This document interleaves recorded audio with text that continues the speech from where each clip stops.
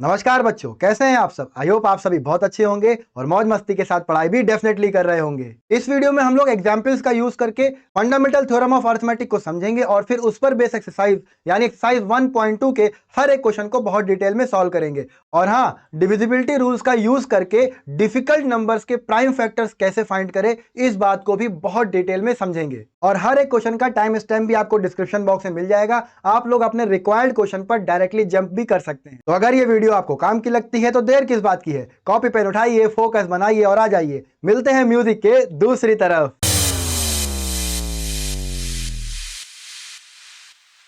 सबसे पहले हम लोग बात करने वाले हैं फंडामेंटल थ्योरम ऑफ अरिथमेटिक की। बट उससे पहले हम लोग दो नंबर्स, और वो नंबर कौन कौन से हैं, प्राइम नंबर्स और कंपोजिट नंबर, इनको भी समझेंगे। हमें पता है कि आप लोगों को इनकी डिफिनेशंस एंड एग्जांपल सब कुछ पता है, तो जल्दी से बोलना शुरू करिए जिससे अगल बगल वालों को लगे कि आपने पढ़ना शुरू कर दिया है। चलिए बोलिए, प्राइम नंबर्स क्या होते हैं। बहुत बढ़िया, all those numbers which are divisible by 1 and itself are known as, बोलिए प्राइम नंबर्स। एग्जाम्पल भी बता दीजिए, 2, 3, 5 एक्सेट्रा। इन सभी नंबर्स के कितने फैक्टर हैं बताइए।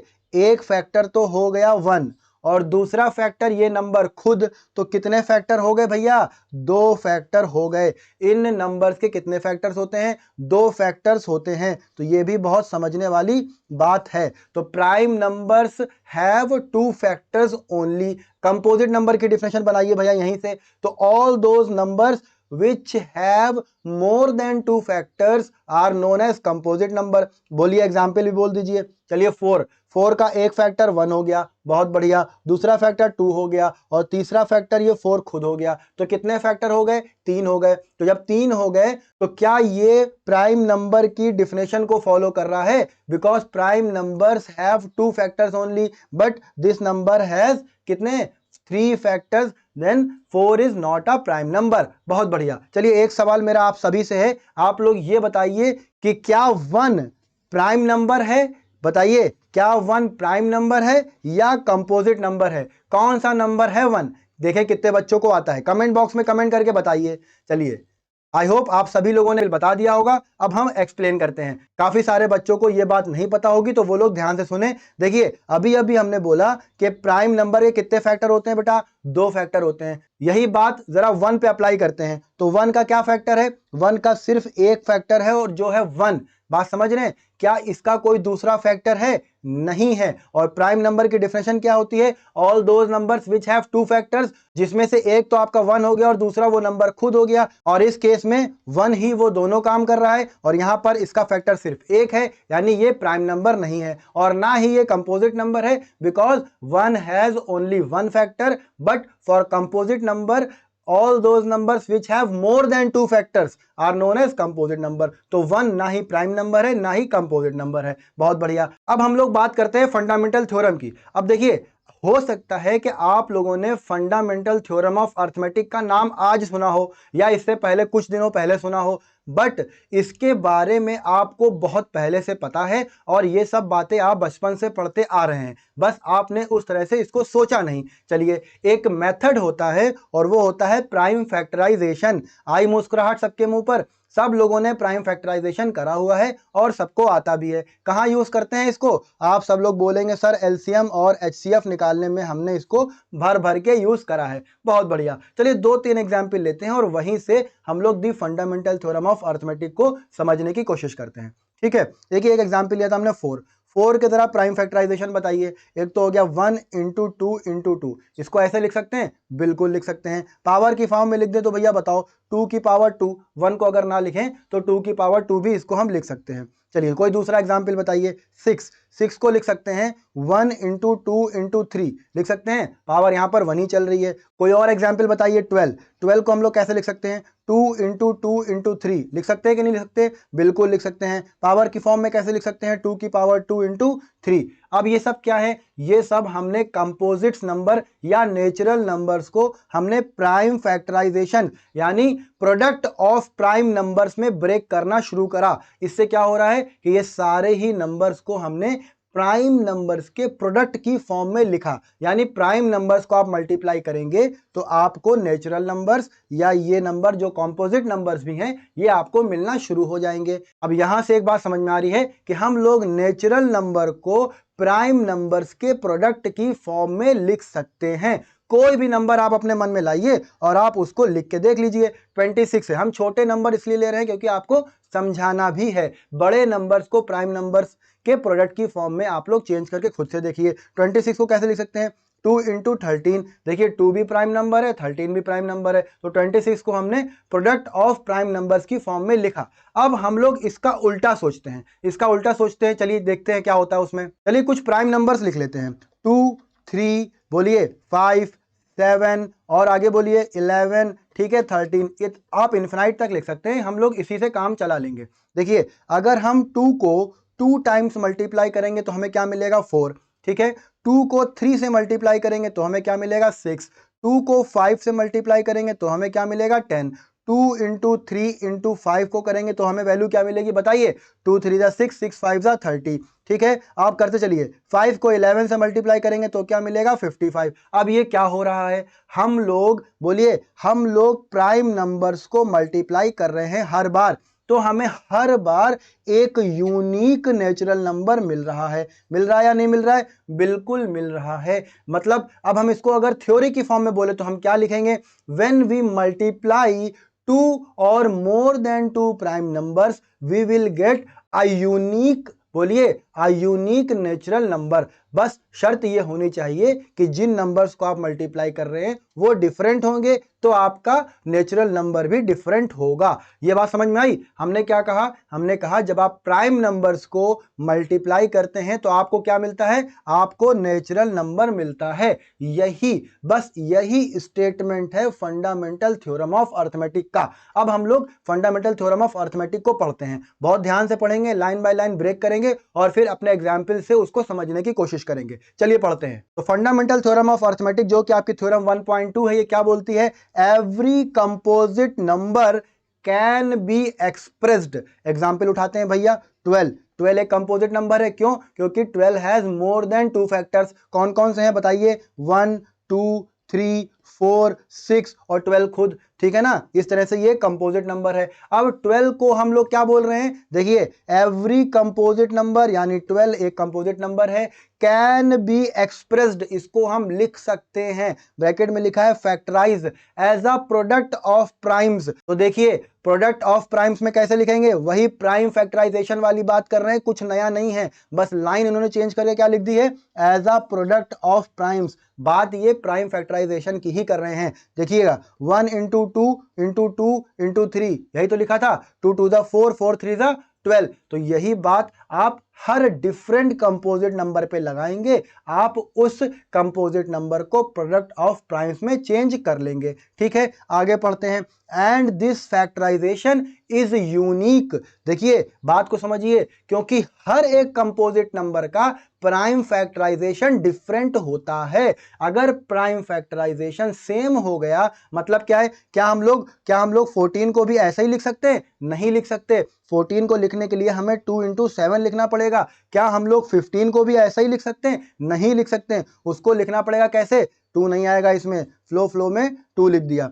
3 इंटू 5, ठीक। ये देखिए यूनिकनेस आ रही है कि नहीं आ रही है? हर एक कंपोजिट नंबर के जो प्रोडक्ट ऑफ प्राइम्स होंगे, यानी वो प्राइम नंबर्स जिनको मल्टीप्लाई करने पर वो कंपोजिट नंबर मिलेगा, वो प्राइम नंबर्स डिफरेंट होंगे। आगे क्या लिखा है? एक लाइन और चिपकाई है इन्होंने, apart from the order in which the prime factors occur. इसका क्या मतलब है भाई? देखो तुम 2 को 2 से और फिर 3 से मल्टीप्लाई करो, या हम इसको ऐसे भी मल्टीप्लाई करें, क्या रिजल्ट में कोई फर्क पड़ेगा ऑर्डर को चेंज करने पर? बिल्कुल नहीं पड़ेगा, क्योंकि मल्टीप्लाई में ऑर्डर से कोई फर्क नहीं पड़ता है। यही बात इन्होंने लिखी है, apart from the order in which the prime factors occur. बात समझ में आ गई? फंडामेंटल थ्योरम ऑफ अर्थमेटिक समझ में आ गई? क्या है? प्राइम फैक्टराइजेशन का उल्टा ही है। क्या बोलती है थ्योरम? कि हर एक कंपोजिट नंबर को हम लोग प्राइम्स के प्रोडक्ट में लिख सकते हैं और हर एक प्राइम फैक्टराइजेशन जो होगा वो यूनिक होगा,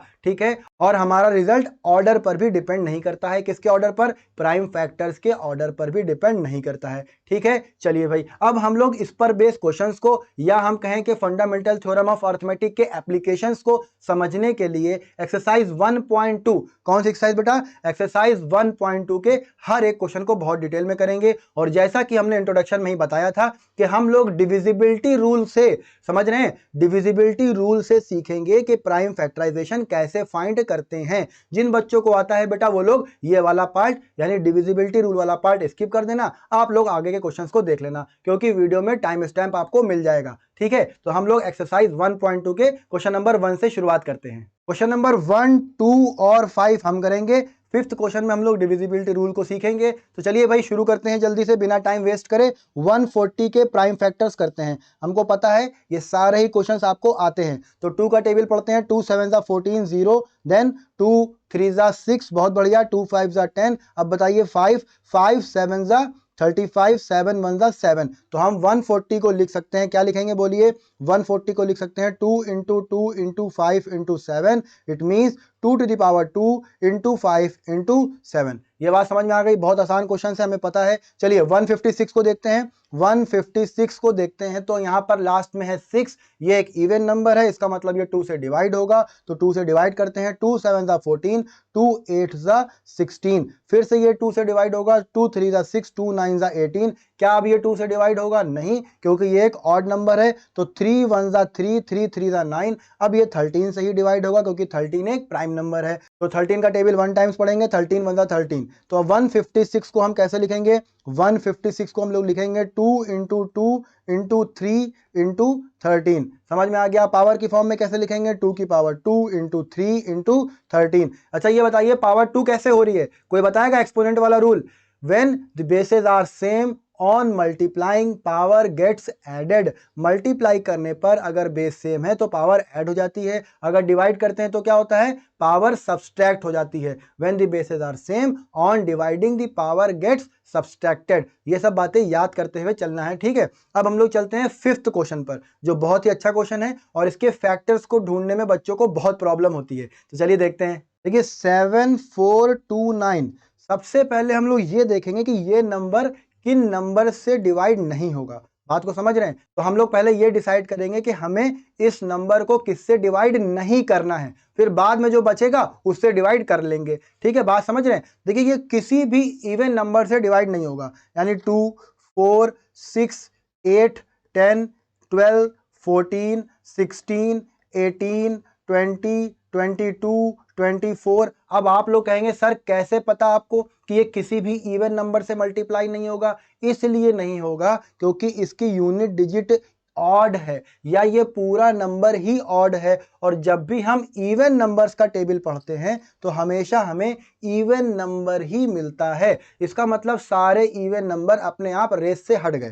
तो अब हमारे पास बचते हैं ऑड नंबर्स। ऑड नंबर्स कौन कौन से बचते हैं भाई? देखिए 3 5 7, बोलिए 7 9 11 13 15, देखते जाइएगा 17 और 19 21 23 25। अब ये नंबर हमारे पास बचे। अब इनमें देखना है कि किन नंबर से ये डिवाइड नहीं होगा। तो एक एक करके हम लोग देखते हैं। देखिए 3 की डिविजिबिलिटी क्या होती है? जो हम बोलेंगे बहुत ध्यान से सुनिएगा, यहीं से सारे डिविजिबिलिटी रूल्स खत्म हो जाएंगे। 3 की डिविजिबिलिटी होती है कि आप उस गिवन नंबर के सारे डिजिट्स को ऐड कर दीजिए। देखिए 7 + 4 + 2 + 9, आंसर क्या आएगा बताइए? 7 + 4 11, 11 + 2 13, 13 + 9 कितना होगा बोलिए? 13 + 9 होगा 22। अब एक बात समझिएगा ध्यान से, 3 की डिविजिबिलिटी और 9 की डिविजिबिलिटी, ये दोनों ही डिविजिबिलिटी सेम है। और ये क्या है? अगर ये सम 3 से डिवाइड हो जाए, यानी 22/3 ये कंप्लीटली डिवाइड हो जाए तो गिवन नंबर 3 से डिवाइड होगा। अगर ये कंप्लीटली 9 से डिवाइड हो जाए तो गिवन नंबर 9 से डिवाइड होगा। और हम लोग देखते हैं कि 22 ना ही 3 से डिवाइड हो रहा है और ना ही 9 से डिवाइड हो रहा है। समझ में आ गई बात? इसका मतलब when the sum of the digits of a given number is divisible by 3, then the number is divisible by 3, and when the sum of the digits of a given number is divisible by 9, then the number is divisible by 9। तो ये दोनों ही number मेरी race से हट चुके हैं। अब 5 की बात करते हैं। अब देखिए अगर आप 5 की बात करेंगे तो सिंपल डिविजिबिलिटी है, यूनिट डिजिट में अगर 5 आ रहा है तो आपका गिवन नंबर 5 से डिविजिबल होगा। तो भाई यहाँ पर 9 है जो कि 5 से डिविजिबल नहीं होगा। बात समझ में आ गई, बहुत बढ़िया। 7 की डिविजिबिलिटी क्या होती है? बहुत सारे बच्चों को 7 की डिविजिबिलिटी समझ में नहीं आती है, आप समझ में आ जाएगी। क्या करना होता है देखिएगा, 7429 ये नंबर है, यूनिट डिजिट को हटा दीजिए। ये देखिए हमने हटा दिया। अब हमारे पास दो पार्ट्स बन गए इसके, कौन कौन से हैं वो? 742 अलग और 9 अलग। अब इस यूनिट डिजिट को 2 से मल्टीप्लाई करिए, कितना आएगा? 18। अब क्या करना है, जो भी पार्ट आपका बचा है ये 742 वाला, इस 742 से आप 18 को सब्सट्रैक्ट कर दीजिए। तो 18 को सब्सट्रैक्ट करेंगे तो रिजल्ट क्या आएगा? 12 माइनस 8 करेंगे तो 4 आएगा, 3 माइनस 1 करेंगे तो 2 आएगा और यहाँ पर आएगा 7। जो डिफरेंस आया है 724, अगर ये 7 से डिविजिबल होगा तो ये कंप्लीट नंबर भी 7 से डिविजिबल होगा। तो क्या करें, इसको डिवाइड करके देख लेते हैं। चलिए देखते हैं। तो 724 को हम डिवाइड करेंगे 7 से, 7 1 जा 7। अब यहाँ पर क्या बचेगा भाई? यहाँ बचेगा 2। अब क्योंकि 2 तो जाएगा नहीं, अब हमें यहाँ पे 0 लिखना पड़ेगा। हम 4 नोट करेंगे, 7 3 जा 21 और यहाँ पर आपका रिमाइंडर बचेगा 3। और ये साफ साफ आपको बता रहा है कि 724 is not divisible by 7, hence the given number 7429 यानी 7429 इज नॉट डिविजिबल बाय 7। बहुत बढ़िया, समझ में आ रहा ना? धीरे धीरे आपको डिविजिबिलिटी समझ में आ रही होगी। अब हम लोग आगे की डिविजिबिलिटी को समझते हैं, उससे पहले हमें स्क्रीन साफ करनी पड़ेगी। तो चलिए पहले स्क्रीन को साफ कर लेते हैं। अब देखिए 11 की डिविजिबिलिटी क्या होती है? 11 की डिविजिबिलिटी होती है कि आप ऑड प्लेसेस पर जो डिजिट्स हैं उनको ऐड करिए, इवन प्लेसेस पर जो डिजिट्स हैं उनको ऐड करिए, उनका डिफरेंस निकालिए। अगर वो डिफरेंस 0 आ रहा है या 11 से डिविजिबल आ रहा है तो आपका नंबर 11 से डिविजिबल है। ठीक है, चलिए देखते हैं। तो ऑड प्लेसेस पर कौन कौन है भाई?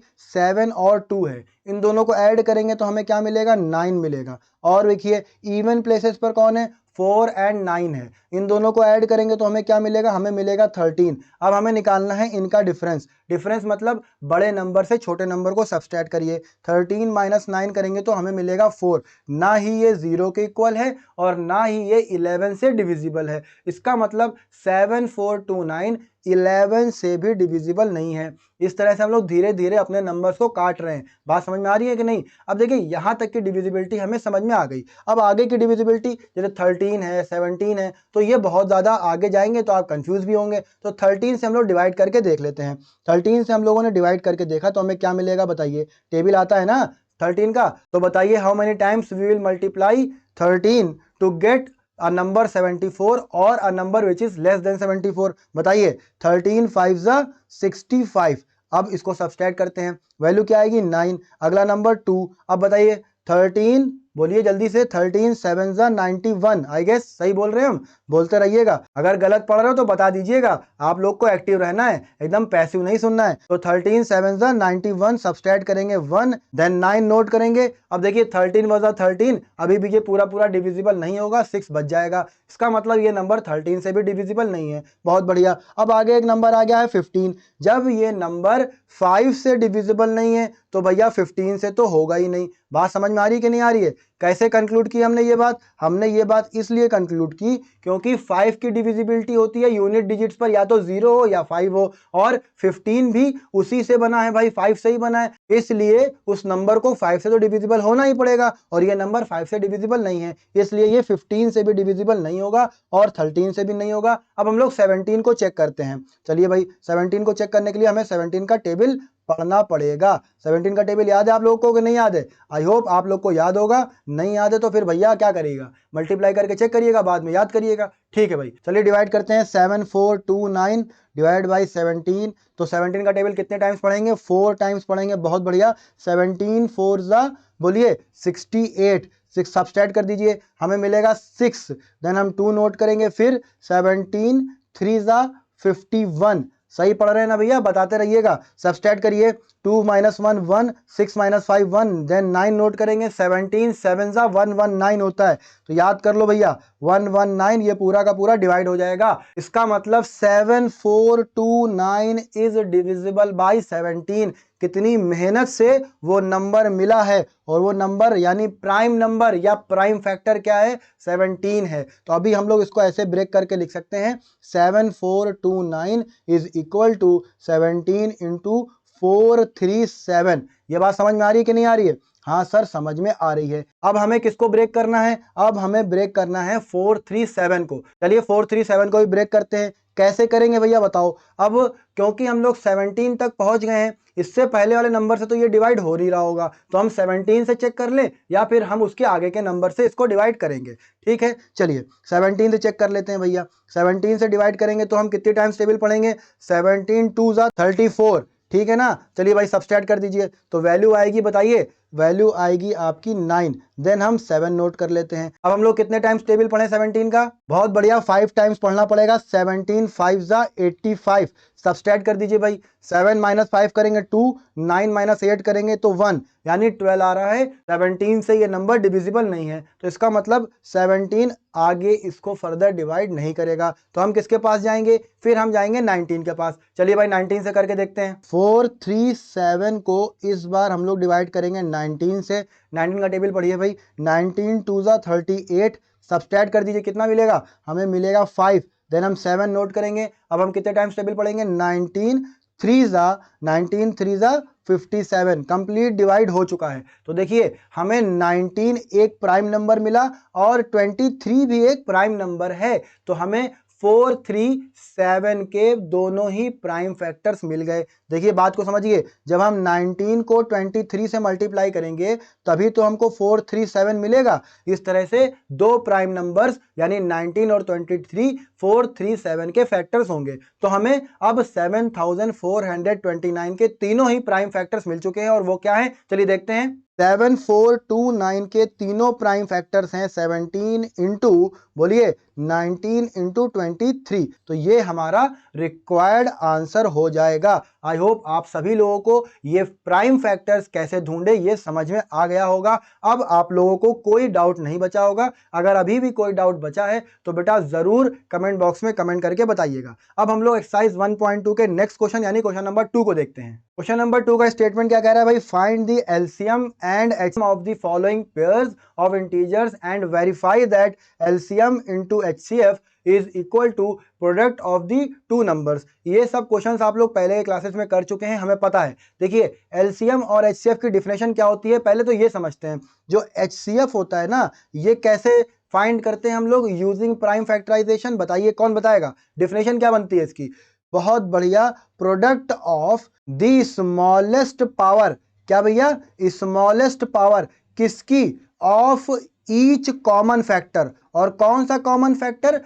Prime common factor of each common prime factor. ठीक है ना? बात समझ में आ गई? बहुत बढ़िया। अच्छा एलसीएम की डिफिनेशन क्या बनेगी, कौन बताएगा? देखिए एलसीएम में भी प्रोडक्ट ही होता है, लेकिन किसका होता है? लार्जेस्ट पावर का होता है। लार्जेस्ट पावर ऑफ, अब यहां पर ईच कॉमन प्राइम फैक्टर नहीं आएगा, largest power of each prime factor. ठीक है ना? यहां पर कॉमन वर्ड नहीं आया है। Each prime factor which is involve in the product. बात समझ में आ गई? तो यहां पर प्रोडक्ट लिखा हुआ है, ये बात अंडरस्टूड है। ठीक है, product of the largest power of each prime factor. तो डिफिनेशन बन गई है। अब हम लोग इसमें से कोई एक या दो क्वेश्चंस को सॉल्व करते हैं, जैसा आप लोग बताइए। चलिए फर्स्ट और थर्ड वाला हम कर देते हैं, सेकंड वाला आप लोग ट्राई करिएगा और कमेंट बॉक्स में कमेंट करके बताइएगा कि आप कर पाए या नहीं कर पाए। वैसे आप सब लोग कर लेंगे। चलिए क्वेश्चन नंबर 1 को देखते हैं। क्वेश्चन नंबर 1 में दो नंबर हैं 26 एंड 91। 26 के प्राइम फैक्टर्स बताइए भाई। आसान नंबर है, हम डायरेक्ट लिखे दे रहे हैं। बोलिए 2 इंटू 13, 7 इंटू 13, 13 7 ज़ा 91, यही तो होता है। तो हमें प्राइम फैक्टर्स मिल गए हैं। अब एचसीएफ क्या होता है? तो यहाँ पर भैया 13 की पावर कितनी है? कुछ नहीं, यानी 1 ही होती है। तो यहाँ पर एचसीएफ आ जाएगा आपका 13। बात समझ में आ गई? बहुत बढ़िया। एलसीएम बता दीजिए भैया। एलसीएम होता है product of the largest power of each prime factor. तो भैया बताओ, जल्दी से बता दो। शुरू करते हैं, एक एक को देखते हैं।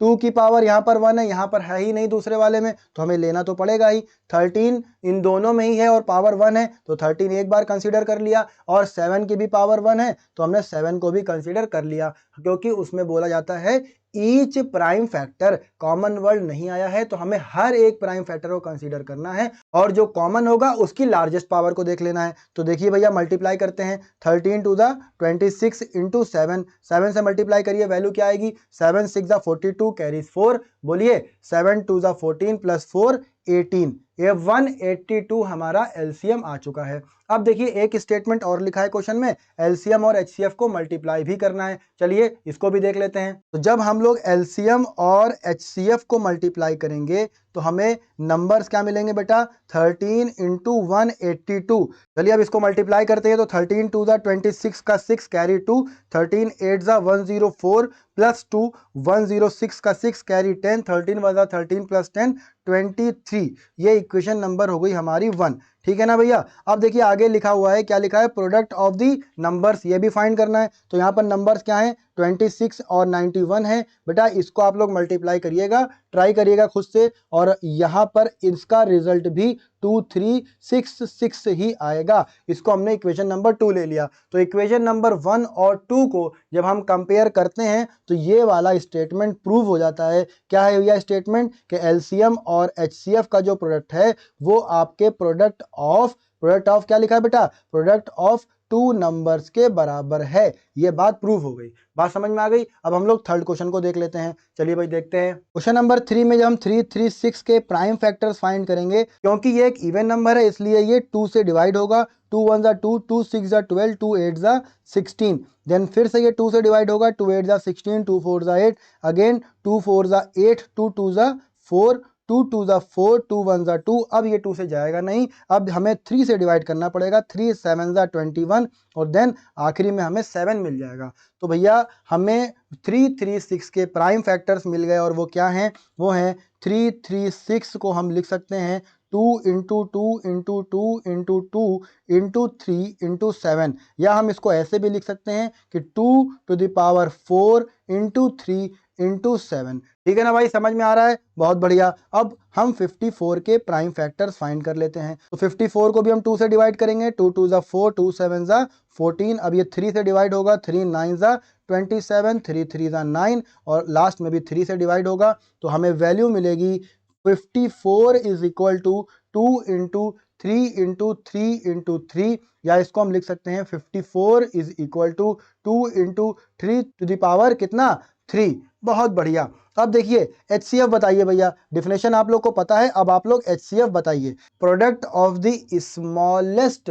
Power of each common prime factor. तो यहाँ पर स्मॉलेस्ट पावर क्या है भैया और कॉमन फैक्टर क्या है ये भी देखना है। तो यहाँ पर 2 की पावर 1 है, यहाँ पर 4 है, इन दोनों में कौन सी स्मॉलेस्ट है, तो भैया 1 स्मॉलेस्ट है, यानी 2 की पावर 1। यहाँ पर कॉमन कौन है, 3 भी कॉमन है, 3 की पावर 1 है, यहाँ पर 3 की पावर 3 है, स्मॉलेस्ट कौन सी है 1, तो 3 की पावर 1 हो जाएगा। और क्योंकि 7 कॉमन नहीं है इसलिए हम 7 को कंसीडर भी नहीं करेंगे।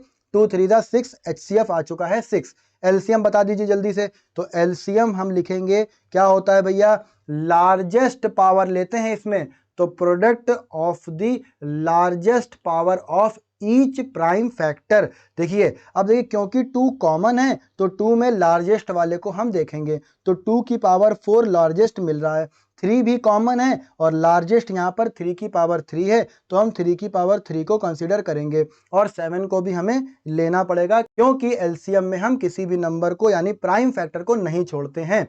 अब देखिए 2 की पावर 4 कितना होता है, बहुत बढ़िया 16 होता है, 3 की पावर 3 कितना होता है 27 होता है, और लास्ट में है हमारे पास 7। अब जब हम इसको मल्टीप्लाई करेंगे, आप लोग बेटा मल्टीप्लाई करके देखिएगा, हमने पहले से मल्टीप्लाई कर लिया है, इसकी वैल्यू आ रही है 3024। ठीक है, तो हमें एलसीएम भी मिल गया जो कि है 3024, HCF भी मिल गया जो है हमारा 6। अब हमें इसी स्टेटमेंट को चेक करना है कि क्या एलसीएम और HCF का प्रोडक्ट जो है वो इन नंबर्स के प्रोडक्ट के बराबर है या नहीं है। चलिए इसको भी कर लेते हैं। चलिए पहले HCF और LCM को मल्टीप्लाई कर लेते हैं। तो HCF और LCM को मल्टीप्लाई करेंगे तो हमें मिलेगा 6 इंटू 3024, और इसका रिजल्ट आएगा 6 4 ज़ा 24 कैरी 2, 6 2 ज़ा 12 प्लस 2 14 का 4 कैरी 1, यहाँ पर 1 आ जाएगा, 6 3 ज़ा 18। ये आपकी इक्वेशन नंबर 1 हो गई। ठीक है भैया, चलो अब हम लोग इन नंबर्स को भी मल्टीप्लाई कर लेते हैं। और नंबर क्या है, ये देखो ये लिखे हुए हैं 336 इंटू 54, और जब आप इसको मल्टीप्लाई करेंगे तो फिर से आपको यही वैल्यू मिलेगी। मल्टीप्लाई करके देखिएगा। तो इक्वेशन नंबर 1 और इक्वेशन नंबर 2 ये दोनों ही एक ही रिजल्ट को शो कर रहे हैं। इसका मतलब HCF into LCM is equal to product of two numbers. ये स्टेटमेंट मेरा प्रूव होता है।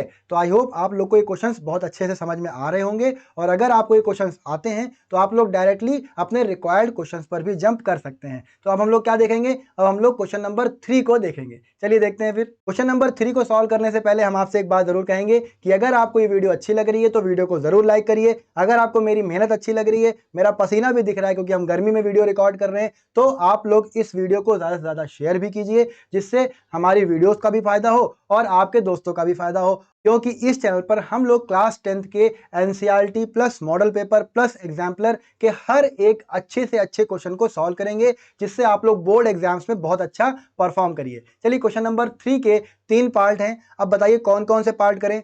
चलिए, अब आप लोग की आवाज तो आएगी नहीं, तो हमने अंदाजा लगाया कि क्वेश्चन नंबर 1 और 2, इस बार 2 ले लेते हैं, पिछली बार 3 लिया था, तो 1 और 2 को सॉल्व करते हैं। ठीक है भाई, देखते हैं। तो लिखा है find the LCM and HCF of the following integers by applying the prime factorisation method. बहुत ही आसान क्वेश्चंस हैं, आप सब ये कर चुके होंगे, हमें ये भी पता है, मगर हमारा तो काम है बताना। तो देखिए 12 को लिख सकते हैं हम लोग 2 इंटू 2 इंटू 3, बहुत बार लिख चुके हैं इसलिए डायरेक्ट लिख दिया है। अच्छा, पावर की फॉर्म में लिखें तो 2 की पावर 2 इंटू 3 की पावर 1, 1 लिखिए या नहीं लिखिए उससे कोई फर्क नहीं पड़ेगा। अब 15 को लिखते हैं भैया, 15 को लिख सकते हैं हम लोग 3 इंटू 5, सही है। तो यहाँ पर पावर भी इसकी ऐसे ही बनेगी, 3 इंटू 5 ही बनेगा। 21 को क्या लिखें, 21 को लिख सकते हैं हम लोग, बताइए 3 इंटू 7, या इसको पावर की फॉर्म में भी ऐसे ही लिखेंगे 3 इंटू 7। अब देखिए LCM की डिफिनेशन क्या होती है भैया, product of the largest power of each prime factor. तो सबसे पहले देखते हैं क्या उसमें कुछ कॉमन दिख रहा है। जो कॉमन दिख रहा होगा उसकी हम लोग लार्जेस्ट पावर को लेंगे, जो कॉमन नहीं होगा उसको हम लोग वैसे ही ले लेंगे। देखिए 2 कॉमन नहीं है, 2 कॉमन नहीं है तो हमें इसको ऐसे ही लेना पड़ेगा 2 की पावर 2 इंटू, अब देखिए 3 कॉमन है, 3 कॉमन है और तीनों में ही पावर 1 1 1 है। अगर कोई लार्जेस्ट होती तो हम लोग उसको लेते, यहाँ पर तीनों में ही पावर 1 है इसलिए हमने एक ही बार ले लिया। अब 5 किसी में भी नहीं है और 7 भी किसी में नहीं है, बट हमें तो लेना पड़ेगा। अब मल्टीप्लाई करते हैं, 2 की पावर 2 यानी 4, 4 3 ज़ा 12, 12 5 ज़ा 60, 12 5 ज़ा 60 इंटू 7, रिजल्ट आ जाएगा मेरा 7 6 ज़ा 42, यानी 420। LCM आ गया हमारा 420। HCF बता दीजिए भैया जल्दी से, HCF कैसे निकालेंगे। HCF होता है product of the least power of common prime factor, each common prime factor. तो यहाँ पर बेटा कॉमन हमें ढूंढना है, और कॉमन यहाँ पर सिर्फ और सिर्फ 3 ही है, और 3 की लीस्ट पावर कहें या एक ही पावर है क्योंकि वो 1 ही है, तो 3 की पावर 1 यानी 3। तो HCF हो गया मेरा 3 और LCM हो गया मेरा 420। तो क्वेश्चन नंबर 1 हो गया। अब हम लोग सेकेंड पार्ट को देखते हैं। क्वेश्चन नंबर 2 में पहला नंबर है हमारा 17, क्योंकि ये एक प्राइम नंबर है तो इसके प्राइम फैक्टर्स तो बेटा कुछ नहीं होंगे, यही रहेगा। 23 भी एक प्राइम नंबर है तो 23 ही लिख सकते हैं, और 29 भी एक प्राइम नंबर है तो इसको भी हम लोग ऐसे ही लिखेंगे। अब देखिए HCF बताइए,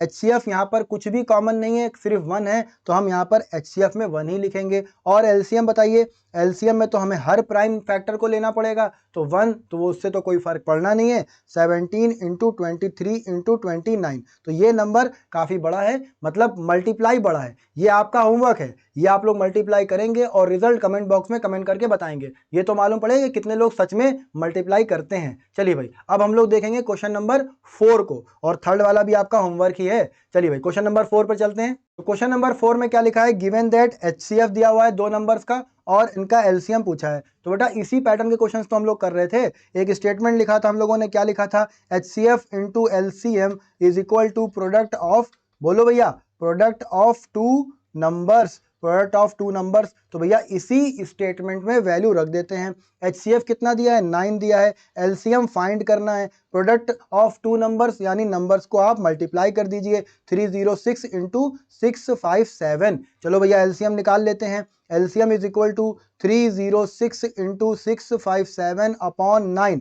ठीक है, चलो 9 से डिवाइड करते हैं, बड़े नंबर को डिवाइड करते हैं, तो 9 1 जा 9, 9 का टेबल कितने टाइम्स पढ़े, 9 7 जा 63, बहुत बढ़िया, 2 बचेगा तो 9 3 जा 27। अब हमारे पास रिजल्ट आ रहा है LCM is equal to 306 into 73, बहुत बढ़िया। अब इसको मल्टीप्लाई करके बताइए आंसर क्या आएगा। जब इसको हम लोग मल्टीप्लाई करेंगे तो 22338 आएगा। ये हमने डायरेक्ट मल्टीप्लाई कर दिया है, आप लोग खुद से मल्टीप्लाई करिए और ट्राई करिए। अगर हम हर एक कैलकुलेशन अभी करेंगे तो वीडियो बहुत ज़्यादा लंबी होगी और आप भी बोर होने लगेंगे। तो यहाँ पर यही हमारा LCM हो जाएगा, यही रिक्वायर्ड आंसर भी हो जाएगा। चलिए क्वेश्चन नंबर 5 को देखते हैं। यहाँ पर क्वेश्चन नंबर 5 के साथ साथ हमने एग्जाम्पल नंबर 5 को भी लिया है। हमने इनको साथ में क्यों लिया है, क्योंकि दोनों ही क्वेश्चन सेम पैटर्न के क्वेश्चन है। चलिए इनको पढ़ते हैं। Check whether 6 to the power n can end with the digit 0, मतलब कोई भी नंबर बन रहा हो उससे हमें कोई मतलब नहीं है, इसकी यूनिट डिजिट में क्या आना चाहिए, 0 आना चाहिए। For any natural number n, मतलब n की वैल्यू 1 हो, 2 हो, 3 हो, 4 हो, मतलब 6 की पावर 1 2 3 कुछ भी हो, जब इसको मल्टीप्लाई किया जाए तो बताइए तो यूनिट डिजिट में 0 आए। Check whether 6 to the power n can end, मतलब क्या ये 0 यूनिट डिजिट पर खत्म हो सकता है। एग्जाम्पल नंबर 5 को समझिए। Consider the numbers 4 to the power n, यहां पर 6 की पावर n था, अब 4 की पावर n बोल दिया। हम भैया एक और बना ले रहे हैं 15 की पावर n। अब ये भी हमने अपने मन से बना लिया, कहीं लिखा नहीं है। Where n is a natural number, check whether there is any value of n, क्या n की कोई भी ऐसी वैल्यू पॉसिबल है जहां पर 4 to the power n ends with the digit 0। यहां पर भी बात वही हो रही है कि यूनिट डिजिट यहां पर क्या होनी चाहिए, 0 होनी चाहिए। अब चलिए कुछ नंबर्स को समझते हैं। सपोज आपके पास 100 है या 210 है या 1250 है, तो यहां पर इन सब की यूनिट डिजिट क्या है बेटा, इन सब की यूनिट डिजिट 0 है। अब यहां से एक बात तो क्लियर है कि अगर यूनिट डिजिट 0 है तो ये नंबर डेफिनेटली 10 से डिविजिबल होना चाहिए। किससे डिविजिबल होना चाहिए, 10 से डिविजिबल होना चाहिए, तभी यूनिट डिजिट यानी एंड पर वो 0 पर खत्म होगा। अब ये जब 10 से डिविजिबल होगा तो जरा 10 के फैक्टर करिए, तो 2 इंटू 5 यही तो आएगा। इसका मतलब ये हुआ कि कोई नंबर अगर 10 से डिविजिबल है तो that number must be divisible by 2 and 5, यानी वो नंबर 2 से भी डिविजिबल हो, वो नंबर 5 से भी डिविजिबल हो, तभी वो नंबर 10 से डिविजिबल होगा। बात समझ में आ रही है। तो अब हमें इन क्वेश्चंस में क्या ढूंढना है, हमें ये ढूंढना है कि क्या इनके अंदर 2 इंटू 5 वाली फॉर्म है। अगर इनके अंदर 2 इंटू 5 वाली फॉर्म है तो ये कभी ना कभी 0 बनाएंगे एंड डिजिट पर या यूनिट डिजिट पर। अगर इनके अंदर 2 इंटू 5 की फॉर्म नहीं है तो ये नंबर कभी भी 0 पर खत्म नहीं होंगे। तो अब हम लोग को चेक करना है 2 इंटू 5 इन नंबर्स के अंदर। देखिए 6 को लिख सकते हैं हम लोग 2 इंटू 3 और यहां पर पावर n। ठीक, एक्सपोनेंट का रूल होता है, वो रूल क्या होता है, a इंटू बी की पावर अगर m है तो a की पावर m और b की पावर m, इस तरह से ब्रैकेट्स के बाहर की पावर खुलती है। ठीक है, तो यहां पर पावर आएगी 2 की पावर n इंटू 3 की पावर n। क्या इसके अंदर आपको 5 दिख रहा है, तो इसके अंदर आप बोलेंगे कि नहीं सर, इसके अंदर 2 तो दिख रहा है लेकिन 5 नहीं दिख रहा है। 0 होने के लिए 2 और 5 दोनों होने चाहिए। इसका मतलब 6 to the power n will never end with the digit 0 for any natural number n। 4 की पावर n की बात कर लेते हैं भैया, तो 4 की पावर n को लिख सकते हैं 2 की पावर 2 की पावर n, ब्रैकेट ओपन करेंगे तो 2 टू द पावर 2n। यहां पर भी 2 मिल रहा है बट 5 नहीं मिल रहा है। 5 नहीं मिल रहा है, इसका मतलब n की कोई भी ऐसी वैल्यू पॉसिबल नहीं है जहां पर 4 to the power n end होगा 0 पर। ये दोनों बातें क्लियर हो गई। 15 को भी देख लेते हैं, अब तो आप लोग समझ गए होंगे। 15 को लिख सकते हैं हम लोग 3 into 5 to the power n। इसको लिख सकते हैं हम लोग 3 की पावर n इंटू 5 की पावर n। अब यहां पर 5 मिल रहा है बट 2 नहीं मिल रहा है। दोनों का होना जरूरी है 10 यानी यूनिट डिजिट 0 होने के लिए, और ये नंबर भी यानी 15 टू द पावर n भी कभी 0 पर खत्म नहीं होगा। तो ये बात हमको लग रहा है आपके समझ में आई होगी। अगर अभी भी आपको ये बात समझ में नहीं आई है तो मेरी आपको एडवाइस यही है कि थोड़ा सा वीडियो को पीछे करिए, मेरे इसी एक्सप्लेनेशन को दोबारा सुनिए, आपको ये बात समझ में आ जाएगी। यूनिट डिजिट पर 0 चाहिए तो हमें 2 into 5 वाली फॉर्म बनानी होगी, तभी हमको एक 0 मिलेगा। बात समझ में आ रही है? बहुत बढ़िया। अब हम लोग क्वेश्चन नंबर 6 पर चलते हैं। क्वेश्चन नंबर 6 क्या बोलता है? Explain why. क्यों है भाई? ये एक नंबर है 7 into 11 into 13 plus 13 और एक और नंबर दिया है आर कंपोजिट नंबर्स। अब ये कंपोजिट नंबर है, it means these numbers must have more than 2 factors, तभी ये कंपोजिट नंबर बनेंगे। अच्छा, इन दोनों ही नंबर में ध्यान से देखें तो हमें एक चीज दिखती है, वो क्या है भाई? ये देखिए, ये 13 और ये 13 और बीच में साइन है प्लस का। यहां पर देखिए 5 और ये देखिए 5 और इन दोनों के बीच में भी साइन है एक तरीके से प्लस। यहाँ पे दो टर्म्स आपको दिए हैं, इन दोनों में ही एक एक डिजिट कॉमन है, तो क्या हम वो कॉमन नहीं निकाल सकते? आप कहेंगे सर बिल्कुल निकाल सकते हैं। निकाल लेते हैं फिर। 13 कॉमन निकाले अगर पहले नंबर से तो हमको मिलेगा 7 into 11 plus 1, और दूसरे नंबर से अगर हम 5 कॉमन निकालें तो हमको मिलेगा 7 into 6 into 4 into 3 into 2 plus 1। 1 को हमने हटा दिया, 1 से मल्टीप्लाई करेंगे तो 1 ही बचेगा। अच्छा, ये जिसके 1 समझ में ना आया हो कि भैया 13 कॉमन लिया तो 1 कैसे बचा और 5 कॉमन लिया तो 1 कैसे बचा, तो ये भी समझ लो भैया, काफी सारे बच्चे होंगे। 7 into 11 into 13 प्लस 13 into 1 लिख सकते हैं। अच्छा, 1 से मल्टीप्लाई करिए, क्या कोई फर्क पड़ेगा? उसी तरह से 5 into 1 लिख सकते हैं। अब जब ये 13 कॉमन चला जाएगा, बाहर निकल आएगा, तो यहाँ पर लास्ट में क्या बच जाएगा? 1 ही बचा रह जाएगा। या हम पूरा का पूरा कॉमन नंबर निकालेंगे तो जब कुछ नहीं बचेगा तो क्या बचेगा? 1 बचेगा। बात समझ में आ गई? आई होप आप सभी के ये बात समझ में आ गई होगी। चलिए भाई, अब क्या करना है? अब इसको सॉल्व करना है। 13 ऐसा ही रहेगा, 7 into 11 यानी 77, 77 में 1 ऐड होगा तो 78। यहाँ पर मल्टीप्लाई करते हैं, हमको मिलेगा 5 और ब्रैकेट के अंदर 7 into 6 क्या होता है भैया? 7 into 6, 7 into 6 हो जाएगा 42, 42 into 4 3 12, 12 2 24 प्लस 1। यही आ रहा है भाई? हाँ सर बिल्कुल यही आ रहा है। अब इसको मल्टीप्लाई करते हैं। 5 ब्रैकेट के अंदर 42 इंटू 24 को मल्टीप्लाई करेंगे तो हमें मिलेगा 1008 प्लस 1, तो हमें यहाँ पर लास्ट में मिलेगा 5 इंटू 1009। ठीक है भाई, बहुत बढ़िया। अच्छा, इंटू 1 लिख सकते हैं कि नहीं? बिल्कुल लिख सकते हैं। अब देखिए, इसको हम अगर कंप्लीट मल्टीप्लाई करेंगे तो हमें ये नंबर की वैल्यू मिल जाएगी। हमें इस नंबर की वैल्यू तो निकालनी नहीं है, हमें सिर्फ ये बताना है कि ये कंपोजिट नंबर क्यों है। अब देखिए, आपको साफ साफ दिख रहा है कि 13 इसका एक फैक्टर है, 1 भी इसका एक फैक्टर है और 78 भी इसका एक फैक्टर है, क्योंकि 78 एज अ प्रोडक्ट उस नंबर में छुपा है। 78 को हम ऑल्दो और प्राइम फैक्टर्स में ब्रेक कर सकते हैं। फॉर एग्जांपल 78 को हम अगर ब्रेक करेंगे तो हमें मिलेगा, बोलिए क्या मिलेगा? 78 को पहले 2 से करेंगे तो 2 इंटू 3 इंटू 13, हाँ डेफिनेटली यही मिलेगा। आप लोग ट्राई करिएगा कि 78 को और फर्दर फैक्टर करेंगे तो हमें प्राइम फैक्टर्स में क्या मिलेगा, यही मिलेगा। अब देखिए, 13 और 13 को हम 2 टाइम्स मल्टीप्लाई करें तो 13 की पावर 2 इंटू 2 इंटू 3 और 1 तो है ही है। अब यहाँ पर देखिए, आपको मोर देन 2 प्राइम फैक्टर्स मिल रहे हैं कि नहीं मिल रहे हैं? सर बिल्कुल मिल रहे हैं। और दूसरे नंबर में देखिए, एक तो 5 हो गया, दूसरा 1 हो गया, अब 1009, एक तो अपने आप में ये एक फैक्टर हो गया। इस तरह से दोनों ही नंबर में मोर देन 2 फैक्टर्स मिल रहे हैं, जो कि प्राइम नंबर की कंडीशन को फुलफिल नहीं करता है और कंपोजिट नंबर की कंडीशन को फुलफिल करता है, जो बोलता है, यानी कंपोजिट नंबर की डेफिनेशन बोलती है कि all those numbers which are divisible by more than 2 factors are known as composite numbers. और प्राइम नंबर्स पता ही आपको, इसके 2 फैक्टर्स होते हैं,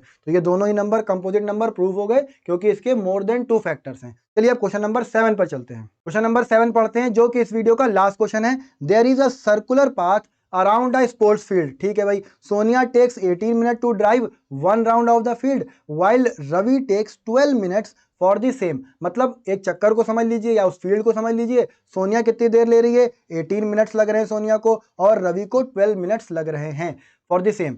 suppose they both start at the same point and at the same time. Same point से और same time पर दोनों लोग रनिंग करना या दौड़ना या चलना शुरू करते हैं, and go in the same direction, और सेम डायरेक्शन में ही दौड़ते हैं या चलते हैं या जॉगिंग करते हैं, जो भी करते हैं। After how many times will they meet again at the starting point. अब क्वेश्चन ये है कि कितने टाइम के बाद, कितने मिनट्स के बाद वो लोग दोबारा उसी पॉइंट पर मिलेंगे। देखिए सपोज आपकी ये एक सर्कुलर फील्ड है, ठीक, सर्कुलर फील्ड दिख रही है, बहुत बढ़िया दिख गई। अब यहां पर कोई एक पॉइंट ले लिया हमने P, ठीक है। अब देखिए यहीं से सोनिया ने भी चलना शुरू करा सेम टाइम पर, और यहीं से रवि ने भी सेम डायरेक्शन में सेम टाइम पर चलना शुरू करा, और वो लोग इसके चक्कर लगा रहे हैं, ठीक है ना, चक्कर लगा रहे हैं। अब क्योंकि सोनिया को ज्यादा टाइम लग रहा है, रवि को कम टाइम लग रहा है, अब ये पूछा है कि कितने मिनट्स के बाद वो दोनों लोग उसी पॉइंट पर फिर से मिलेंगे। अब देखिए 18 मिनट्स और 12 मिनट्स, काफी सारे बच्चे इस तरह के क्वेश्चंस में बहुत कंफ्यूज होते हैं कि सर HCF निकालना है या LCM निकालना है। बात को समझिएगा, 18 रवि जो होगा, रवि पहला चक्कर लगाएगा 12 मिनट में, सेकंड चक्कर वो लगाएगा 24 मिनट में, फिर 36, फिर बोलिए 12 का टेबल पढ़ते जाइए, 48, 60, इतने टाइम के गैप पर वो P पॉइंट को रिपीट करता जाएगा। उसी तरह सोनिया की बात करते हैं, सोनिया पहला चक्कर 18 मिनट में लगा रही है, फिर सेकंड राउंड जो लगाएगी वो 36 मिनट्स में लगाएगी, फिर बताइए टेबल आता है कि नहीं, थर्ड राउंड कितने में लगाएगी, 54 मिनट में लगाएगी। इस तरह से रिपीटिशन होगा सोनिया का। अब देखिए आप लोगों को एक चीज दिख रही होगी भाई, ये देखिए 36 और ये देखिए 36, इसका मतलब 36 वो टाइम होगा जब सोनिया और रवि सेम पॉइंट पर मिल जाएंगे। तो ये 36 एक तरह से क्या है, 36 18 का मल्टीपल है, और ये 36 12 का मल्टीपल है, बहुत बढ़िया। और ये दोनों ही कॉमन है और सबसे छोटे कॉमन मल्टीपल है। ये डिफिनेशन किसकी बन रही है, LCM की बन रही है, लीस्ट कॉमन मल्टीपल। बात समझ में आई? तो यहां से बात को पकड़िएगा, जब आपके पास वैल्यू छोटी दी हो 18 और 12 और रिजल्ट बड़ा आ रहा हो 36, तब आप LCM के पास जाएंगे। या एक और पॉइंट समझिए, LCM हमेशा दोनों ही नंबर से डिवाइड होता है। बात समझ में आ गई? तो 36 18 से भी डिवाइड होगा, 36 12 से भी डिवाइड होगा। क्यों? क्योंकि 36 18 और 12 का मल्टीपल है। इस तरह से भी आप लोग समझ सकते हैं। तो हमें इस क्वेश्चन को कैसे अप्रोच करना है, ऐसे अप्रोच नहीं करना जैसे हमने समझाया, नहीं, ये गलत मेथड है। हमें क्या करना है, हमें डायरेक्टली 18 और 12 का क्या निकालना है, LCM निकालना है। LCM निकालना तो आपको आता ही है। तो 12 और 18 का LCM निकालेंगे तो हमें क्या वैल्यू मिलेगी, 36। यूनिट चल रही है मिनट, तो आंसर में आ जाएगा 36 मिनट्स। तो दोनों ही लोग यानी रवि और सोनिया कितनी देर के बाद मिलेंगे स्टार्टिंग पॉइंट पर, आफ्टर 36 मिनट्स। तो यहां पर क्वेश्चन नंबर 7 भी खत्म होता है। आई होप आप लोग को सारे क्वेश्चंस बहुत अच्छे से समझ में आए होंगे। अगर ये वीडियो और मेरी मेहनत आप लोग को अच्छी लगी हो तो इस वीडियो को जरूर लाइक कीजिए, अपने दोस्तों में वीडियो को शेयर कीजिए, और हाँ, चैनल को जरूर सब्सक्राइब कीजिए। Thank you.